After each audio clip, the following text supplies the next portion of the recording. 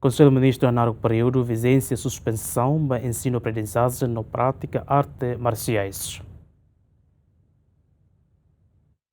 Conselho Ministro e a quarta aprova projeto de resolução governian nebe hanar o período vigência suspensão do ensino-aprendizagem na prática artes marciais no takat temporário bafating no instalação hotu tolorong tolulu fulan junho tinang riuroron resinen. Decisão foi continuação da resolução governo número 105 bara riuroron resintolo lorong sanulu fulang novembro. Nebe maka estende ona husi resolução governo número 105 bara riuroron resinghat lorong ron resinghat fulan abril número neng nulu bara ringroron resinghat lorong hitu fulang novembro non número ron resindrua bara ringroron resin 5 lorong hitu fulan abril. Projeto resolução atu hametin dame sosial nebe hetangona desde fulang novembro tinang ringroron resintolo no atu garante katak prática arte marciais se bele halo date iha contexto desportivo hori contribui ba formação cívica no humanista ba jovem sira. Governo da Cia finalize conclui procedimento legislativo onde submete ao Parlamento Nacional proposta lei nebe se estabelece regime jurídico fom